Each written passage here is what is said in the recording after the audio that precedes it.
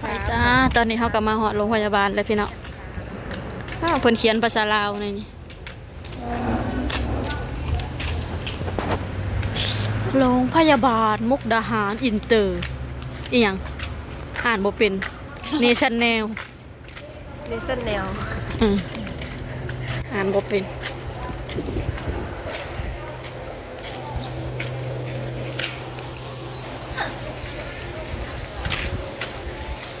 ชาย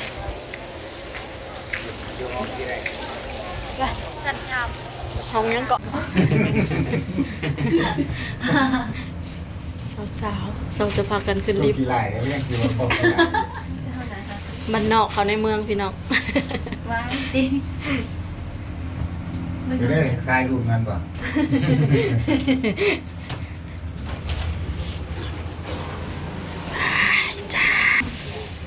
มันบ่ได้หลายเนาะ เนี่ยคือหมอ ไป แล้วผมอะไรล่ะ เยี่ยมของสิ อีหยังเกาะ 322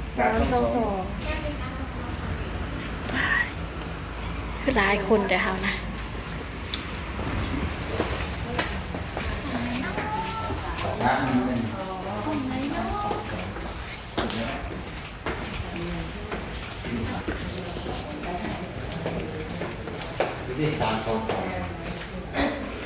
ซอง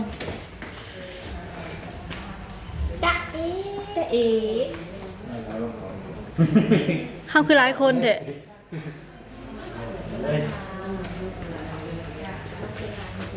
๊ะเอ๋คุณยา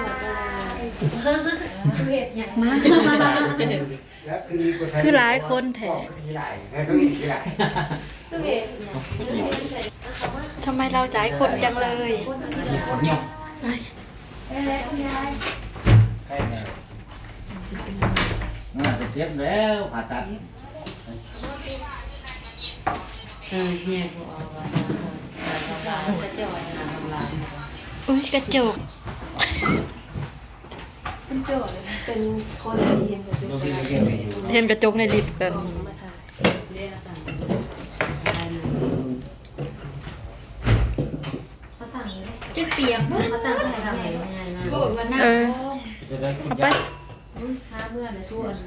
โอ้ยลง ลงไปแล้ว ล่มนั้น ย่างเมื่อเมื่อเด้อมาห้าเมื่อก่อนหรือห้ารถเมานอกด้วยบุเจอยู่บุเจมาส่ง เจ ลงไปดู ล่มเฮาเปียก ได้เลยเนาะ เขาไล่เร็ว เฮาเปียกครึ่งหนึง เลี้ยวเบิ่งหน้าไอ้โอ้เฮาย่านชิโอ้ยเราบ่สิย่านหยังเราอะไปจองอีฟ้า เขาก็ปล่อยกิน น้อง ผ่า ฝาก ตัดเลย งดน้ำงดอาหาร ต้นละหลวงเลย มองเนี่ย ย่างได้เล เดิ ย นได้เขาให้กิน เออ เดินเร็วเราบอกใครอันไหนมีก็มันใครซื้อเนี่ยจริงๆอะต้นรวมยังคนจะให้ได้ อืม แต่เราเป็นไหน เพิ่นเตรียมสิเอาน้ำมากินไล่เถื่อนเลยนะเพราะว่านี่ให้ย่อมื้อนี้ให้ย่อเขามาให้รถถาดนึงย่อเขามากินบ่ได้เด้อข้างนอก ให้เดินให้ลูกให้ย่างจะกินข้าวเพื่อนน่ะท่านก็บริกินเดี๋ยวเพื่อนคุมลูกเมื่อกี้เนี่ยมาเวียนหัว อืม ยังเมายา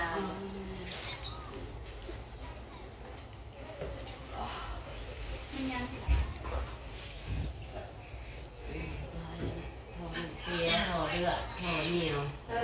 ตัวหนึ่งกระทอเลือดตัวหนึ่งกระทอเหี่ยวตัวหนึ่งกระทอ ตัวหนึ่งห่อเลือดเสียแล้วออกมาแต่บนผ่าตัดนั้น หนามออกมาจากกระเพาะประเภทมีเบิร์ด อืม ตัวหนึ่งไม่ได้ 3 อย่าง ไม่ได้กระเพาะ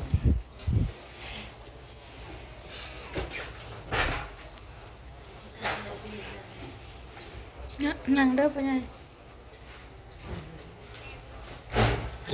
ยันจะบูหู โอ้ยยัง ยันบูหูโรงพยาบาลนี่นะ ว้าย คนลืมบอกเราอีกเกิดเจ้าว่า นี่เป็น เอา บ้าน อีก เรา ให้พูด มันหนุกมีอีเตอร์อยู่วงเดียว เอาว่า โอ้โหอยู่ดี ก็พวกนี้เขาก็เย็บแต่พวก ชมเฮากะฮู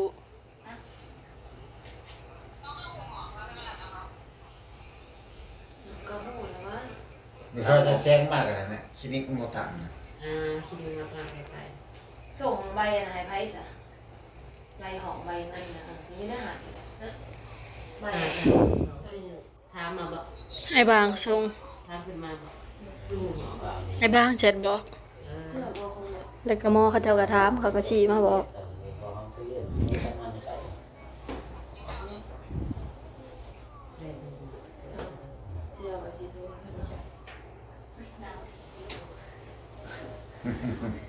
ถ้าเรากินข้าวจากคน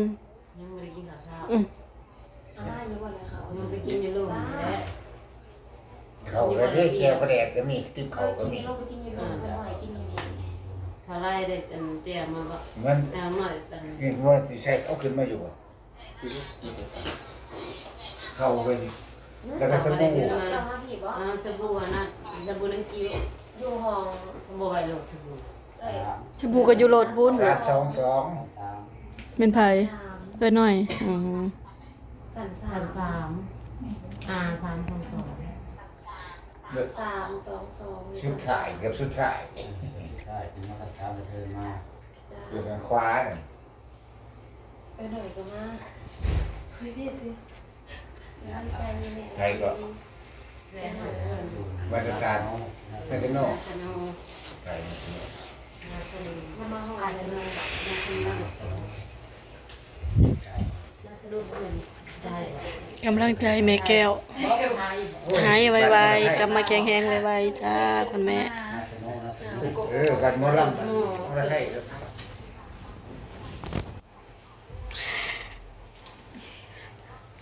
เฝ้าคนไข้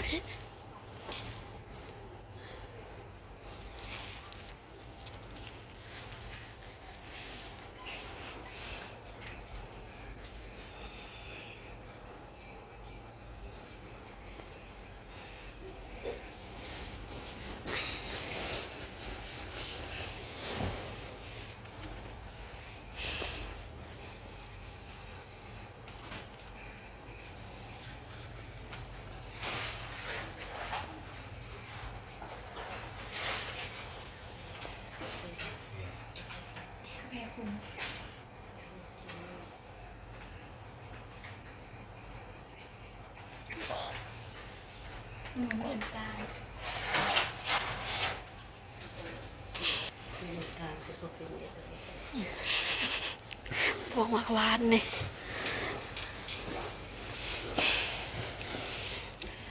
โรงพยาบาลก็มีแต่กระจกย่างไปใช้กระเพาะแต่กระจก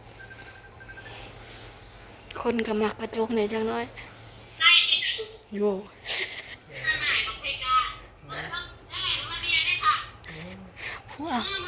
ผู้เอาหลานผู้เอาลูกอืมจะเป็นลมเลยผู้อยู่เฮือนก็ได้